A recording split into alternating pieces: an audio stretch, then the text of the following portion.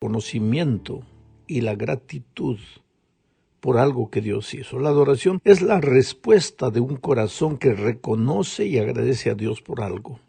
Apocalipsis 15, 3 y 4 describe a los redimidos en el cielo de la siguiente forma: y cantan el cántico de Moisés, siervo de Dios, y el cántico del Cordero, diciendo: grandes y maravillosas son tus obras, Señor Dios Todopoderoso, justos y verdaderos son tus caminos, Rey de los santos. ¿Quién no te temerá, oh Señor, y glorificará tu nombre? Pues solo tú eres santo, por lo cual todas las naciones vendrán y te adorarán, porque tus juicios se han manifestado. En este texto, los redimidos están en el cielo y reconocen que grandes y maravillosas son tus obras, Señor Dios Todopoderoso. Quiere decir, las dos grandes obras de Dios son su creación y su redención, y ambos actos son frutos de su amor. No hicimos nada para merecer la creación, y para merecer la redención, si hicimos algo, fue solo pecar. O sea, nada. La creación y la redención son acciones divinas movidas únicamente por su amor y su misericordia. Ahora, ese reconocimiento llena el corazón de los redimidos de tanta gratitud, y la adoración es un acto espontáneo de agradecimiento de parte de ellos. La noche del pecado allá en el cielo ya pues habrá llegado al fin. La historia triste de dolor y muerte se habrá ido. La obra de redención y liberación del pecado ha llegado al fin, y los redimidos rendirán cuenta o gloria a Dios, honra, por todos los siglos de los siglos. Es por ese motivo que ellos cantan el cántico de Moisés y del Cordero. Juan habla como si fueran dos cánticos diferentes, el cántico de Moisés y el cántico del Cordero.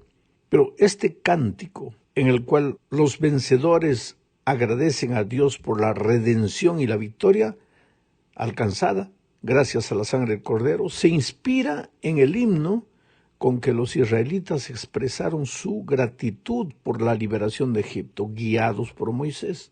Para los judíos del tiempo de Cristo, el paso del Mar Rojo había sido tipo y prefiguración de la redención mesiánica. Moisés era el primer libertador y el Mesías sería el segundo libertador. Moisés cantó el cántico de Moisés cuando pasó por el Mar Rojo. Ahora los redimidos cantan el cántico del Cordero porque pasaron ya por la noche de pecado de este mundo y están en el cielo. Y recuerdan también el cántico de liberación de Moisés. Pero hay algo más aquí. Los redimidos que cantan el himno de Moisés y del Cordero, según David en el Salmo 29:2, esos redimidos declaran lo siguiente: dad a Jehová la gloria debida a su nombre, adorad a Jehová en la hermosura de la santidad. Gloria a su nombre. ¿Qué significa esto? En la Biblia se da mucha importancia a los nombres. Los nombres tenían significados literales y eran símbolos del carácter y la personalidad de la persona. Y de acuerdo con David, en el versículo que leímos, la adoración a Dios está relacionada con su nombre y con su carácter de santidad. Vuelvo a leer: dad a Jehová la gloria debida a su nombre, adorad a Jehová en la hermosura de su santidad. Esto significa que una de las características de la adoración auténtica es que los adoradores reflejen el carácter del Dios que adoran, y el carácter de Dios es amor. Jesús dice: aprended de mí, que soy manso y humilde de corazón. En el cielo, según Apocalipsis 14:1, los redimidos seguirán al Cordero, pero estos que siguen al Cordero en el cielo son los que tendrán el nombre de Jesús escrito en su frente. O sea, el carácter de Jesús estará reflejado en ellos. Desde este punto de vista, nadie que no sea manso y humilde puede reivindicar que está adorando auténticamente a Dios, porque el primer requisito es reflejar el carácter de Jesucristo. En la segunda parte de este estudio, veremos que Satanás levanta una falsa adoración. Su propósito es engañar a la humanidad. Él se presenta como un ángel de luz que reclama para sí la adoración que solo le pertenece a Dios. Así lo hizo en el desierto con Jesús. Leamos Mateo capítulo 4, versículos 8 al 10. De nuevo el diablo lo llevó a un monte muy alto. Allí le mostró todos los reinos del mundo y sus riquezas y le dijo: todo esto te daré si te arrodillas delante de mí y me adoras.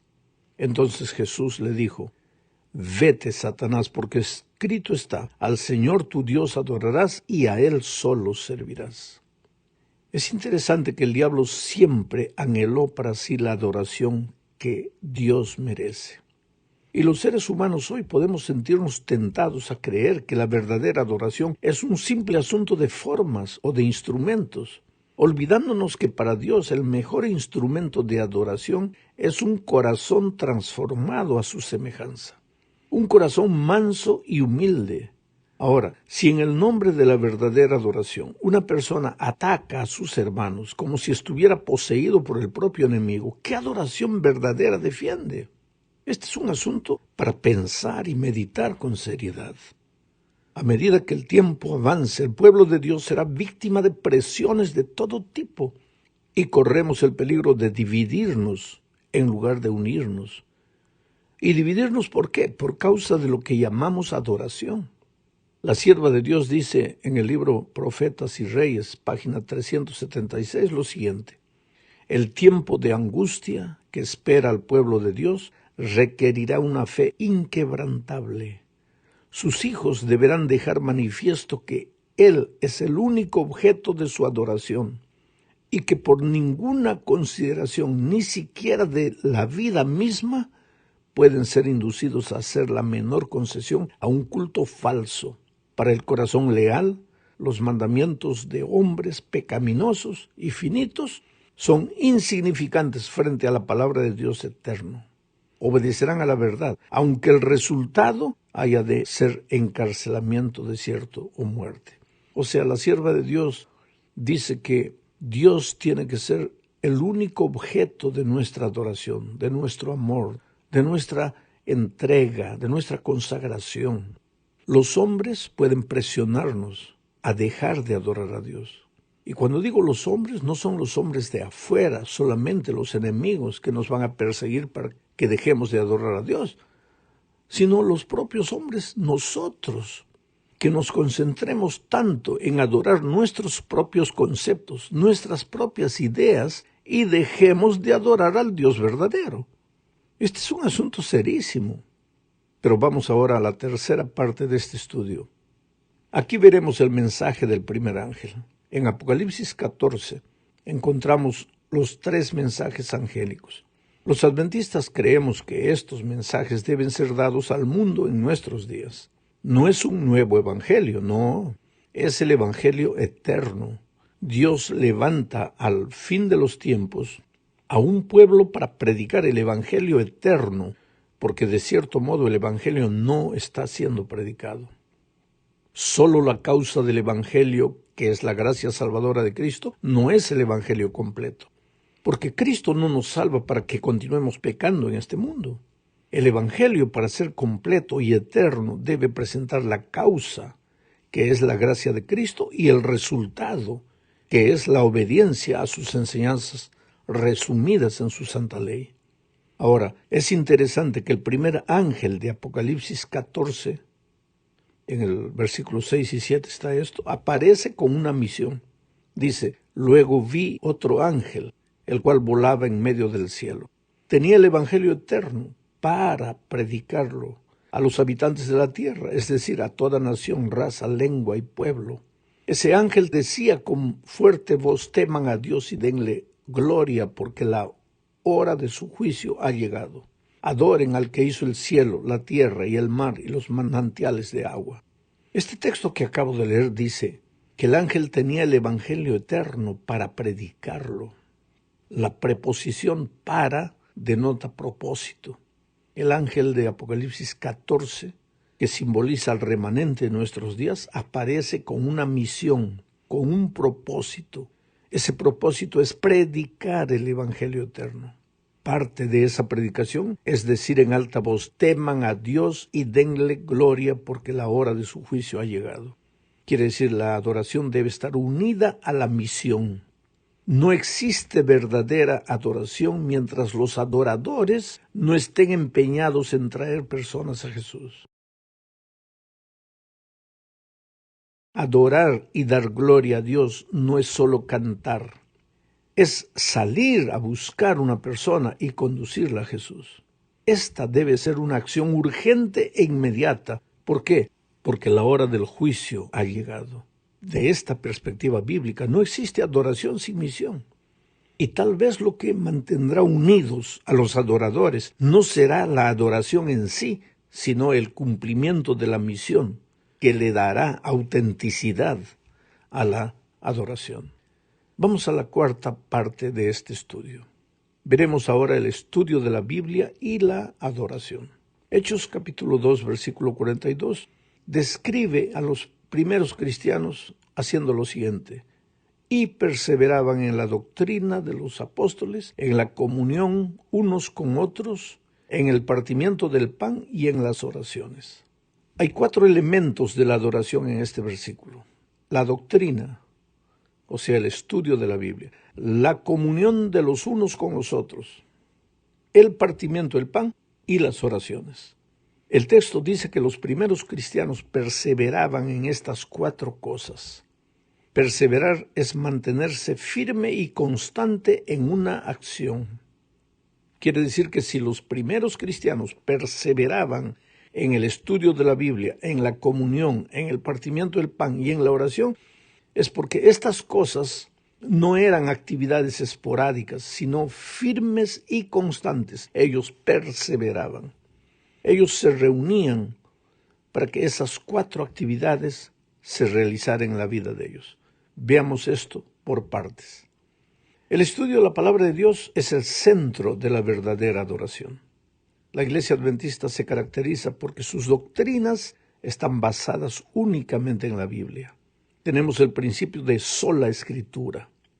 El centro de nuestros cultos debe ser el estudio de la palabra, no la música, ni la promoción, ni el marketing de cualquier actividad, sino el estudio de la palabra de Dios. Los predicadores necesitamos saber que vamos al púlpito no a predicar nuestras ideas, nuestras opiniones, sino la palabra de Dios. La sierva del Señor aconseja en el libro Hechos de los Apóstoles, páginas 188 y 189, lo siguiente: doquiera se proclamen las verdades del Evangelio, los que desean sinceramente hacer lo recto son inducidos a escudriñar diligentemente las Escrituras. Si en las escenas finales de la historia terrenal, aquellos a quienes se proclaman las verdades probatorias siguieran el ejemplo de los bereanos, escudriñando diariamente las Escrituras, comparando con la palabra de Dios los mensajes que se les dan, habría un gran número de leales a los preceptos de la ley de Dios, donde ahora hay comparativamente pocos.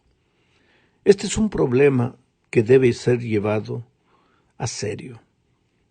Hoy día, muchos miembros de iglesia están siguiendo a seres humanos, literalmente adorando a seres humanos, en lugar de estudiar y analizar la palabra de Dios. La palabra de Dios es la base de nuestra fe, no es la crítica de un hombre, aunque sea un pastor maravilloso. No es lo que él piensa, lo que él dice, lo que él opina, es la palabra de Dios. Tú tienes que ir a la palabra de Dios. No hay verdadera adoración, no hay verdadera fe sin un análisis y un estudio de la palabra de Dios. Es en ella que tiene que estar fundamentada nuestra fe. Llegamos ahora al fin de este estudio hablando del partimiento del pan y de las oraciones como parte de la verdadera adoración. La iglesia cristiana fue siempre una iglesia de oración. Pedro un día estaba preso y la iglesia se reunió en la casa de la madre de Juan Marcos para orar en favor del apóstol. El resultado fue que Dios liberó milagrosamente a Pedro de la prisión. Por otro lado, el Pentecostés vino cuando la iglesia estaba en oración. Si hoy la iglesia orara como al inicio de su historia, podríamos ver los mismos milagros de aquellos tiempos. Algo más, la iglesia del primer siglo era tan unida que los hermanos comían juntos. El partir del pan que la Biblia menciona no se refiere a la Santa Cena de hoy, sino a las reflexiones normales que los hermanos realizaban en espíritu de unidad. El tema central durante esas comidas era la muerte y la resurrección de Cristo. Ellos vivían el evangelio que habían conocido. A pesar de eso, enfrentaban dificultades, porque la iglesia estaba formada por seres humanos y algunos pues se aprovechaban para vivir de los otros sin trabajar. Pero así es la iglesia y necesitamos aprender a vivir en armonía y unidad a pesar de las dificultades. Leamos, por ejemplo, lo que Pablo escribió a los Corintios en el capítulo 11, versículos 17 al 22. Pero mi felicitación no se extiende, dice Pablo, a lo que sigue, porque ustedes no se congregan para buscar lo mejor, sino lo peor. Pues en primer lugar oigo decir que cuando se reúnen como iglesia hay divisiones entre ustedes. Y en parte lo creo, porque es preciso que haya disensiones entre ustedes para que se vea claramente quiénes de ustedes son los que están aprobados. Y es que cuando ustedes se reúnen, en realidad ya no lo hacen para participar de la cena del Señor, sino que cada uno se adelanta a comer su propia cena. Y mientras que unos se quedan con hambre, otros se emborrachan. ¿Acaso no tienen casas donde puedan comer y beber? ¿O es que menosprecian a la iglesia de Dios y quieren poner en vergüenza a los que no tienen nada? ¿Qué debo decirles? ¿Que los felicito? No puedo felicitarlos por esto. Mira lo que Pablo escribe a los hermanos de Corintio. O sea, esos hermanos de la iglesia primitiva también tenían problemas. También había gente difícil en la iglesia, gente que creaba problemas. A pesar de eso, eran una iglesia unida. Y eso es lo que tenemos que aprender nosotros hoy. No todos